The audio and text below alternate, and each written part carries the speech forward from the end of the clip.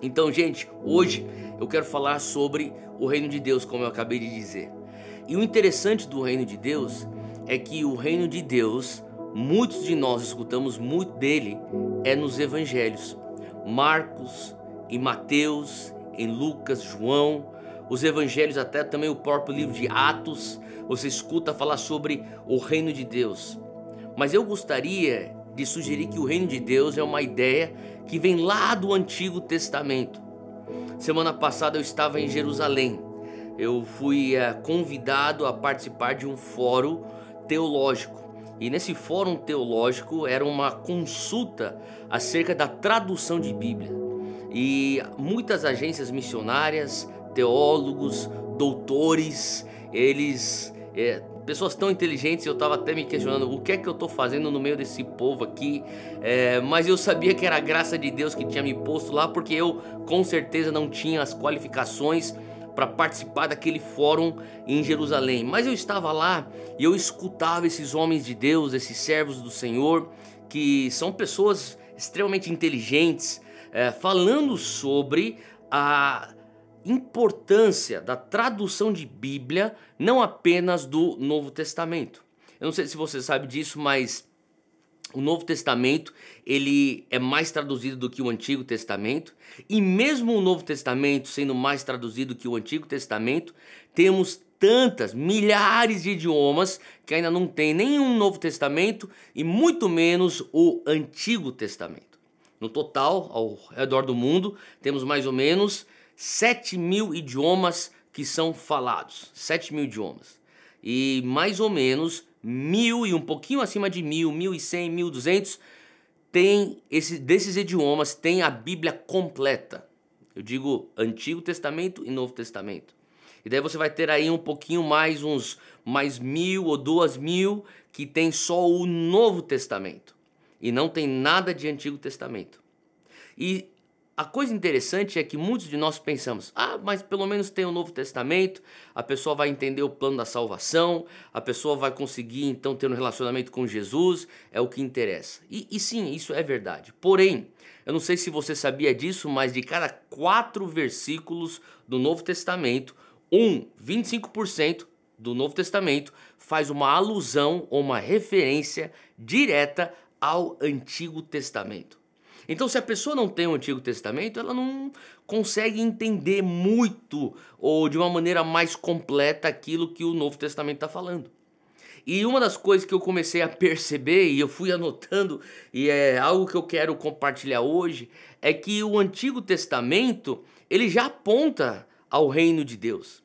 E essas conexões do Antigo com o Novo Testamento, elas são tão, eu diria, tão uniformes e tão padronizadas, e você vê isso ao longo da Bíblia inteira, que é impossível você conseguir entender a mente e o coração de Deus só com um testamento, nesse caso o Novo Testamento. E a gente entende o reino de Deus como algo que Jesus trouxe, Jesus anunciando o reino. Na verdade, o seu primo João Batista vinha antes falando, olha, prepare um caminho. E Jesus veio falando assim, olha, é chegado o reino. Mas eu gostaria de levar a tua atenção lá para o Antigo Testamento hoje. E eu vou lá do Antigo Testamento trazendo e caminhando até chegarmos então no Novo Testamento. Mas importante é percebermos as referências e os pontos onde o reino de Deus já é presente. Então, se você estiver anotando, eu não tenho hoje 3 pontos, eu não tenho 4 pontos, nem 5 pontos. Mas eu vou vindo numa narrativa com você. E é importante a gente entender que na narrativa de Israel, o reino de Deus estava lá desde o início. Eu lembro quando criança, eu comecei a ler a Bíblia e eu cresci na igreja, cresci aqui na Monte Sião, né? Zion Church, antes Monte Sião, na escola dominical. E eu comecei então a ler a Bíblia e aprender que tinham países que geografia sempre foi uma das poucas matérias que eu me dava bem, era geografia. Então eu reconheci os países na palavra e na Bíblia. Eu falava, olha, aqui tem a Síria, aqui tem Jordão, aqui tem Israel, aqui fala do Egito. E eu ficava pensando, será que aqui fala sobre o Brasil? E em todas as minhas leituras da Bíblia eu nunca encontrei uma menção do país Brasil. E também não encontrei nada do Japão, eu procurei também. Não encontrei nada dos Estados Unidos, eu encontrei também. Mas uma coisa que é engraçada é que eu tive que aceitar, e todos nós temos que aceitar, que Deus menciona Israel mais do que qualquer outro país na palavra, porque ele escolheu Israel para ser um exemplo a todas as nações. A verdade é que Jesus, ele ama as nações. Nosso Deus ama nações. Mas ele escolheu uma nação para que servisse então de exemplo. E essa nação é Israel. Eu sou irmão mais velho da Zoe, minha irmã mais nova. Agora, eu não sei se você é o irmão mais novo, o irmão do meio, mas eu vejo na minha maturidade, no meu crescimento de criança para adolescente, para depois jovem, que existe uma dinâmica interessante entre o irmão mais novo e o irmão mais velho, ou a irmã mais nova e a irmã mais velha.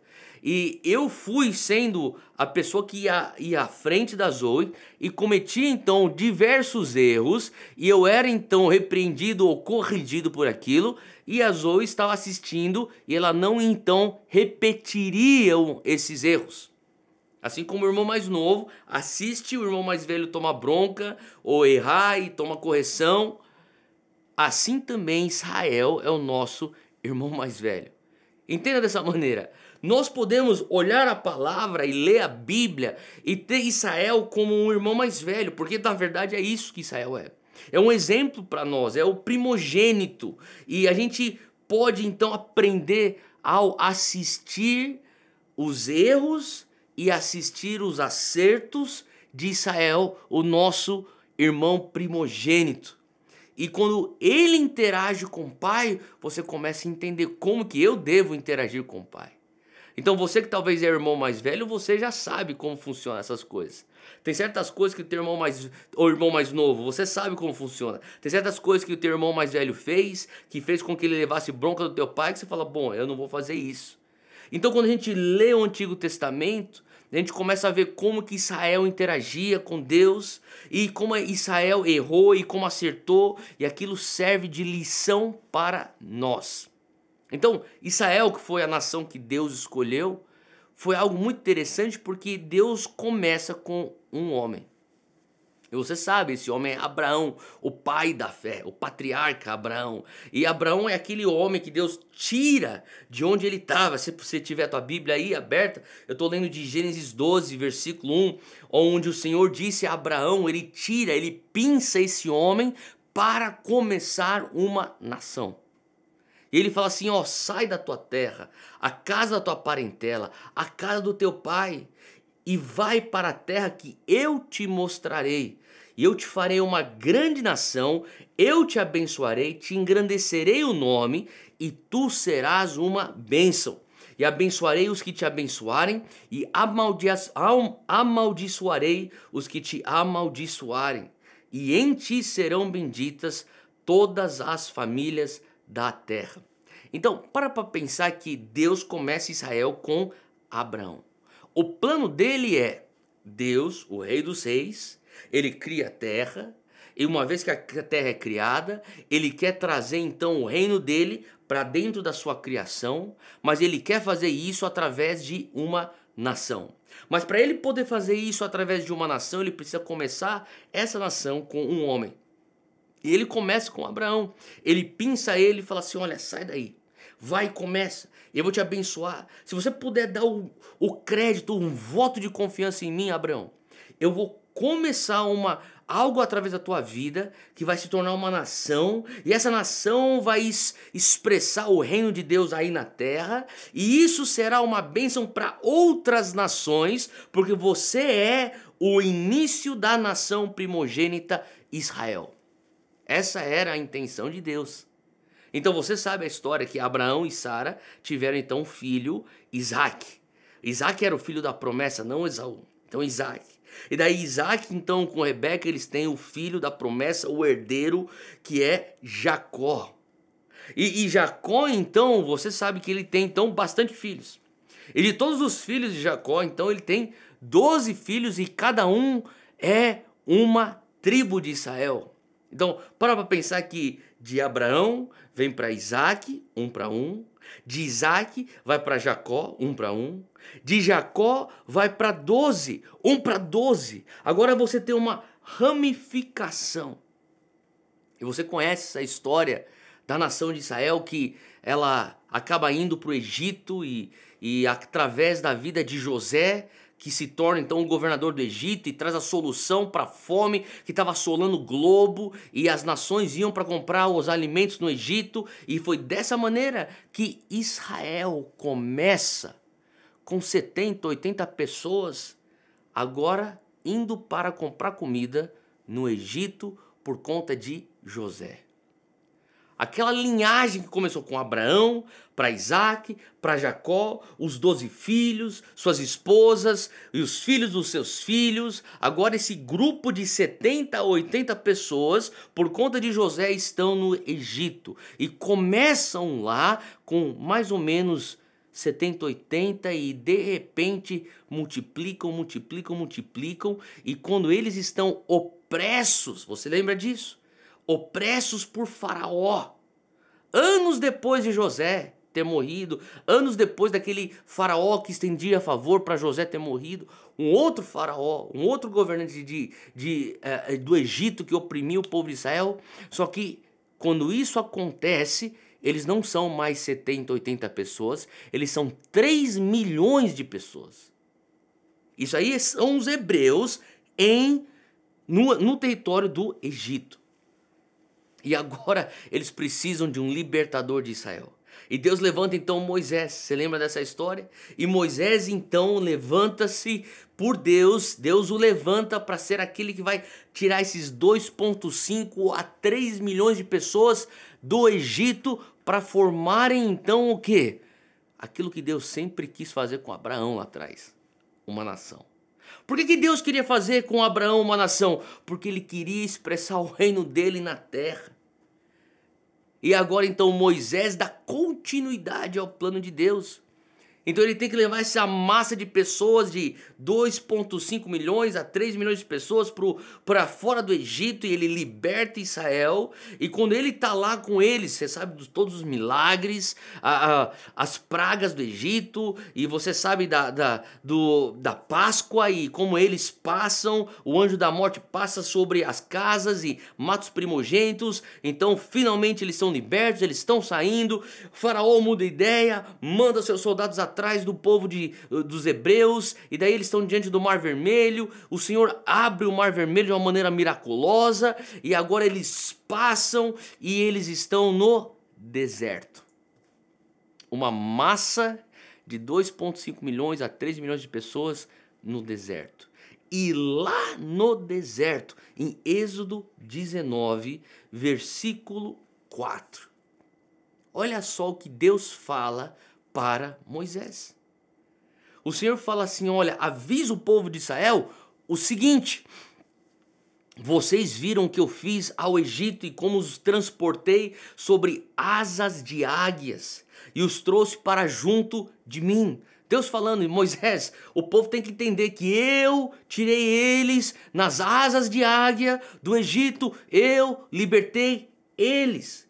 E daí Deus traz certas instruções e condições no versículo 5. Agora, se me obedecerem fielmente e guardarem a minha aliança, vocês serão o meu tesouro pessoal dentre todas as nações. Olha só Deus falando: eu vou te separar de todas as nações. Eu estou escolhendo você, Israel, como minha nação escolhida, para você ser então uma bênção para outras nações.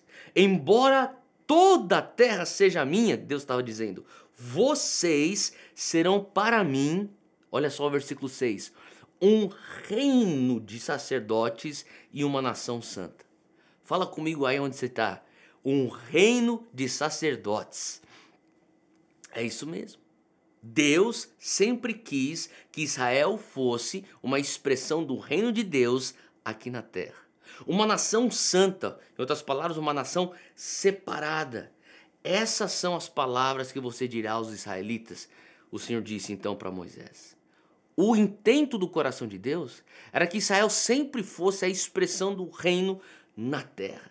O que Deus queria era que aquele povo, essa massa de 3 milhões de pessoas que nunca fizeram nada no deserto, pelo contrário, a única coisa que eles estavam acostumados era por geração a geração a geração a plantarem ao lado do Nilo, do rio Nilo. E agora esse povo está no deserto e Deus está falando assim, olha, essa massa aí que não tem noção nenhuma do que é ser nação. A única coisa que eles sabem é serem escravos. Geração pós geração de escravos. Moisés avisa a eles que eu quero fazer deles o meu reino na terra. Eu quero fazer com que eles venham espelhar o meu reino nessa terra. Eu vou fazer deles uma nação separada, uma nação santa. Eu quero trabalhar com essa bagunça aí de 3 milhões de pessoas no deserto que não sabe o que fazer, sem identidade nenhuma de nação, com a mentalidade de escravidão. Eu quero trabalhar com eles. Eu quero fazer algo através da vida deles. Sabe por quê? Porque Deus tinha um plano para Israel. Agora deixa eu fazer uma pausa aqui. Eu tenho convicção que Deus tem um plano para mim. Eu tenho convicção que Deus tem um plano para você. Agora, você talvez saiba disso e também você vai concordar quando eu disser que Deus tem um plano para tua família. Deus tem um plano para minha família. Eu, Júnior, os nossos 3 filhos, eu tenho certeza que Deus tem um plano para nós. Agora, isso é fácil de entender. Mas numa sociedade onde nós vivemos, onde tudo é tão focado no indivíduo, as pessoas estão sempre procurando qual que é o plano de Deus para mim, qual que é o meu propósito, qual que é o meu destino, e eu acho que isso é muito bom. Mas eu tenho visto que poucas pessoas perguntam qual que é o plano de Deus para a minha nação. Qual que é o plano de Deus para a minha cidade? Qual que é o plano de Deus para a minha região? Sabe, Deus tem um plano para nós como indivíduos, mas Deus também tem um plano para nós como nação. Deus tem um plano para nós como Israel tinha um plano nacional. Deus tem um plano para o Brasil. E eu vejo poucas pessoas perguntando, Deus, mas qual que é o plano para a minha nação? Qual que é o plano para o Brasil? Você que está assistindo, que é do Brasil, eu digo para você, é importante nós perguntarmos isso mais do que nunca nesse ano de 2022. Ano de tantas decisões para a nossa nação. Deus, que não só a minha oração, mas o que o meu voto vem aí de acordo com o teu plano para o Brasil. E aqui Israel era uma nação que Deus tinha intenções com essa nação. Interessante que etnias e tribos é uma ideia de Deus. Se você for parar para pensar, vem Abraão, vem Jacó, Abraão, Isaac, Jacó, depois você vem as 12 tribos e cada uma das tribos, o que elas eram? Era Dan, ou era Ruben, ou era Simeão, ou era Judá, ou era Levi, tendo seus filhos, e os filhos dele tendo seus filhos, e os filhos deles tendo os filhos dos seus filhos, e de repente aquilo é uma família de famílias, e uma família de famílias se torna uma tribo, e uma tribo em unidade com outras tribos se tornam uma nação. Esse era o plano de Deus para Israel, que Israel fosse diversificado, mas em unidade. Diversidade em unidade.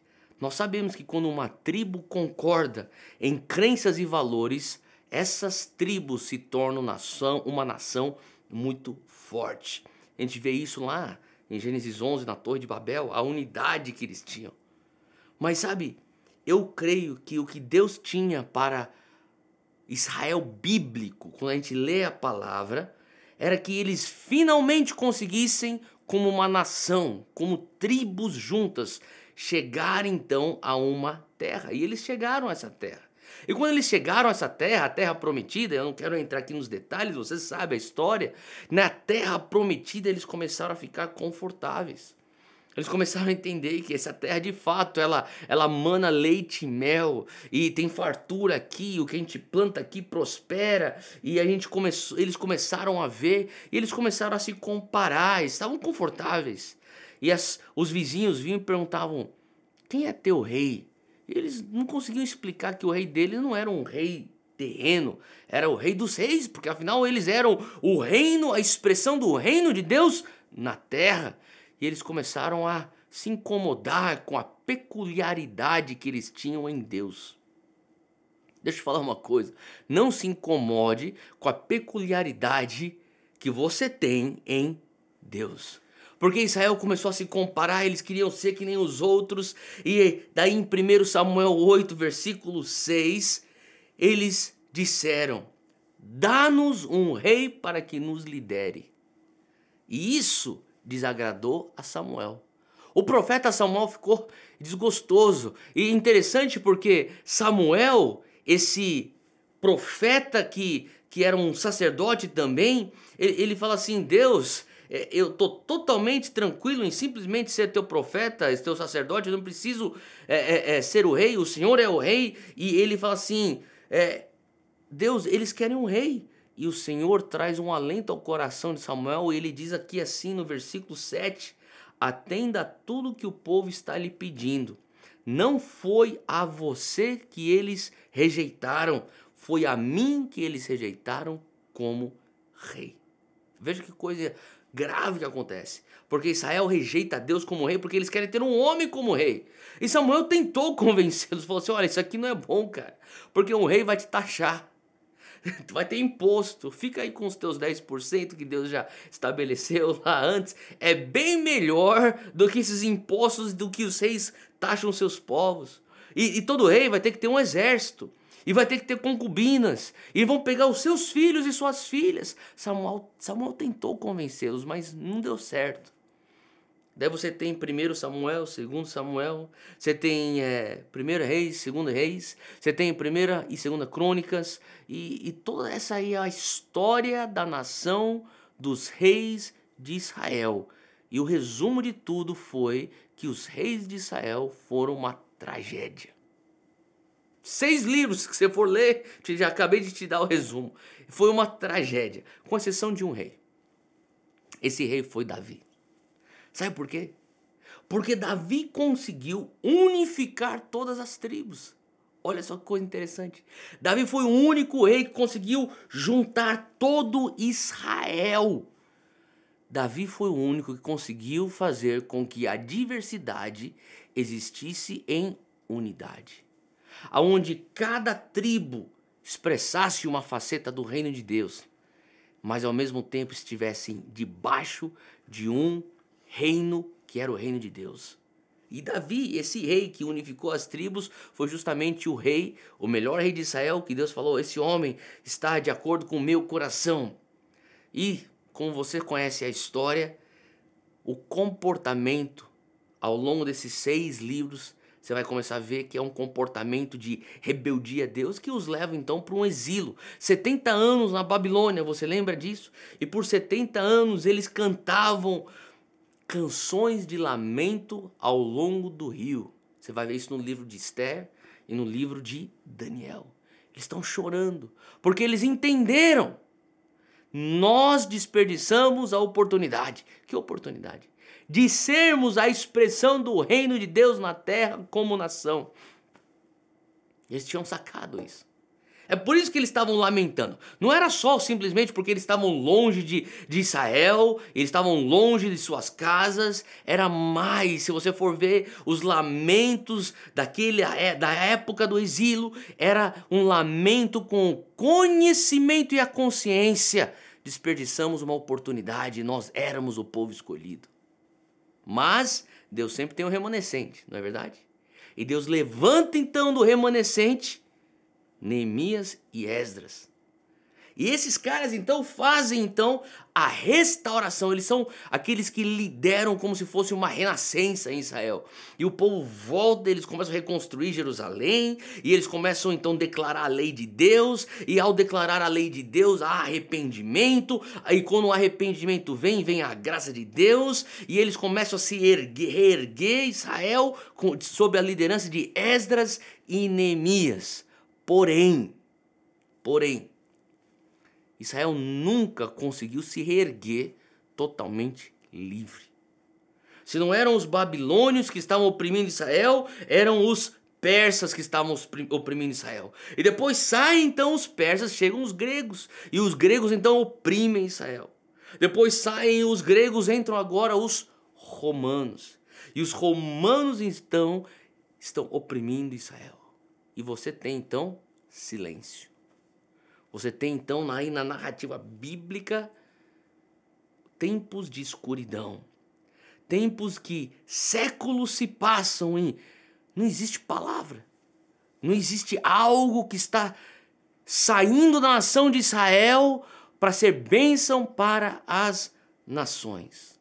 Até que surge um homem transformando água em vinho. Lembra disso? Surge um homem multiplicando pães e peixes.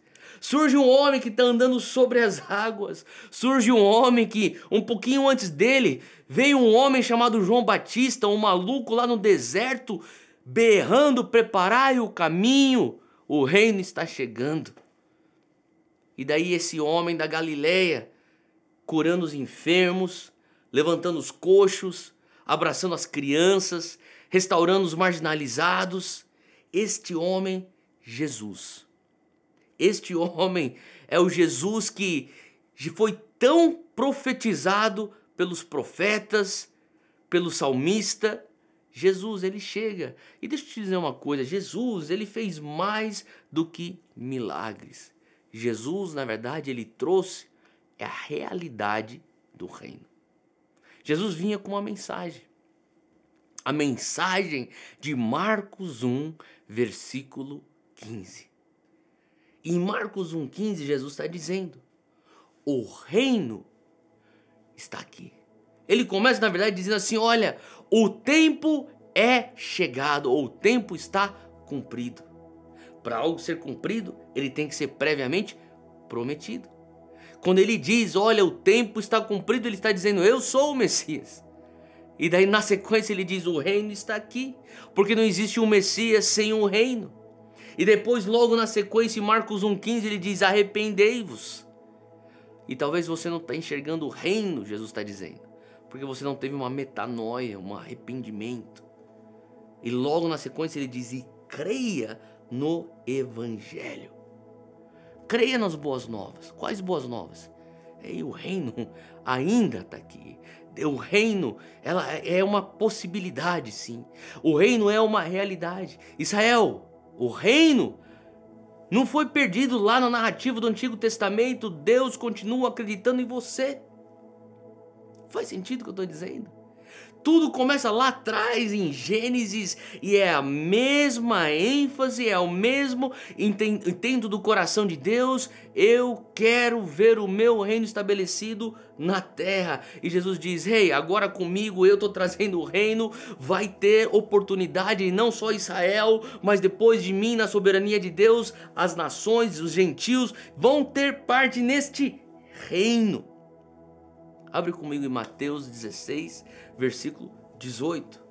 E lá ele começa então a apontar a autoridade do reino na terra. Quem é o grupo autorizado a expressar o reino de Deus na terra? Versículo 18. E eu lhe digo que tu és Petros, e sobre esta pedra eu edificarei a minha eclesia, a minha igreja. E as portas do inferno não poderão prevalecer contra ela. E eu lhes darei as chaves do reino dos céus. E tudo aquilo que você ligar na terra será ligado nos céus. E tudo aquilo que você desligar na terra será desligado nos céus. Sabe, Jesus ele veio pregando justamente esse evangelho do reino e deu para essa eclesia a autoridade, as chaves do reino para ela representar justamente esse reino. Jesus não veio trazer um evangelho de igreja evangélica. Jesus não veio trazer o evangelho de crescimento de igreja. Jesus não veio trazer o evangelho de prosperidade. Não, Jesus veio trazer o evangelho do reino. E ele deu para a igreja a autoridade para representar esse reino. Aquilo que ele queria, tanto que Israel representasse, agora ele inclui também agora a eclesia e fala assim, olha, vocês vão também representar o meu reino aqui na terra. Eu faço uma aliança nova com vocês agora. E nós temos parte nessa aliança.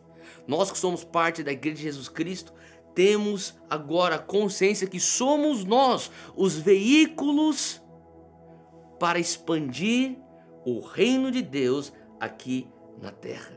E entenda que a igreja, então, a eclesia, existe justamente para continuar o cumprimento de algo que Deus quis fazer lá em Gênesis 12. Abraão, eu vou te dar um povo. A aliança abrâmica tinha a ver com uma nova geração, um povo. A aliança abrâmica tinha a ver com terra. E a aliança abrâmica tinha a ver com você ser uma bênção para as nações. E Deus levanta a igreja então para que ela venha ser uma bênção para as nações. É trazer o governo do reino na terra. E isso então une toda língua, todo povo, toda tribo. E eu finalizo então com Apocalipse 7:9. Quando o apóstolo João ele está na ilha de Patmos e tem uma visão, ele começa então a enxergar a fotografia final daquilo que é a intenção de Deus. E qual é essa intenção de Deus? Ele fala que diante dele estava uma grande multidão. Ninguém podia contar de tão grande que era essa multidão, muita gente. E todas as nações estavam representadas nessa multidão. Todas as tribos, todos os povos, todas as línguas em pé diante do trono e do cordeiro com vestes brancas. Então para pensar, todo mundo com vestes brancas e segurando palmas. Você tem uma unidade nisso. Por que unidade? Porque as vestes brancas representavam a lavagem pelo sangue do Cordeiro. Nós estamos falando aqui de uma multidão dos redimidos. É uma multidão daqueles que foram regenerados e salvos e restaurados pelo sangue do Cordeiro, segurando palmas, que é o símbolo de vitória. Porém, eles são de diferentes povos, tribos, línguas, nações, onde você consegue enxergar a diversidade na unidade. E eles em unidade clamavam em alta voz: a salvação pertence ao nosso Deus que se assenta no trono e ao Cordeiro. Essa aí é a nossa linha de chegada. Isso aí é o que Deus sempre sonhou quando ele pinça Abraão lá de Gênesis 12, e a gente falou aqui sobre essa trajetória de uma maneira bem resumida, mas eu espero que você tenha entendido essa trajetória que Deus vem trazendo Israel para depois nos enxertar dentro desse plano que ele tinha para Israel, nós gentios. Porque no final o que ele quer é essa fotografia dessa multidão de todos os povos, tribos, línguas, adorando em uma só voz o Cordeiro, declarando que a salvação pertence ao nosso Deus. E hoje nós estamos nessa direção. E por isso que lá em Romanos 8, versículo 19, o apóstolo Paulo diz que toda a criação aguarda com grande expectativa.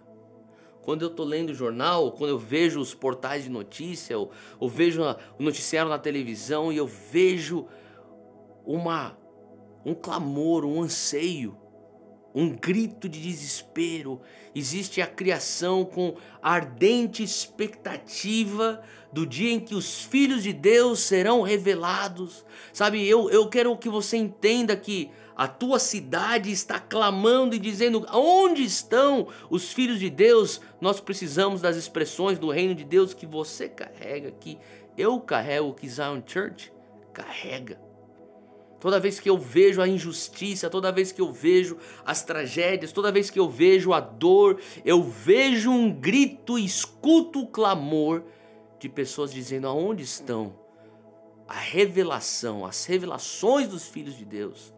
Talvez eles não tenham essa articulação, esse linguajar, mas lá dentro eles têm isso, porque a palavra diz em Romanos 8:20 que toda a criação, não por vontade própria, foi submetida por Deus a uma existência fútil, na esperança.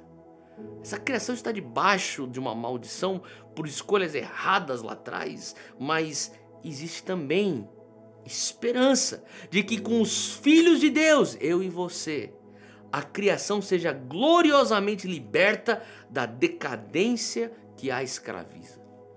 Sabe, Deus está te levantando como um filho de Deus, como uma filha de Deus, aonde você trabalha, aonde você vive, na tua família, para trazer então o alento, para trazer a justiça do reino, a alegria do reino, a paz do reino, porque muitas vezes, rumo a Apocalipse 7:9, a foto da grande multidão, você vai escutar o clamor da criação. E a minha oração hoje é que Zion Church venha se levantar como os filhos e as filhas de Deus, que vão carregar expressões do reino de Deus, que vão carregar o reino dentro de nós. E nessa grande expectativa, até vivermos Apocalipse 7:9, que nós venhamos ser então a resposta do reino para um mundo que carece um encontro com o Rei dos Reis, o Rei desse reino que nós representamos. Zion Church, o Senhor está nos convidando, o Senhor está nos convocando. E hoje eu quero orar aqui para que o Senhor venha trazer essa convicção no nosso coração, como igreja, para nós sermos justamente esse sal da terra, essa luz do mundo. Aquilo que a palavra diz, que o reino de Deus é como uma pitadinha de fermento, que quando ela cai para dentro da massa, ela leveda toda a massa.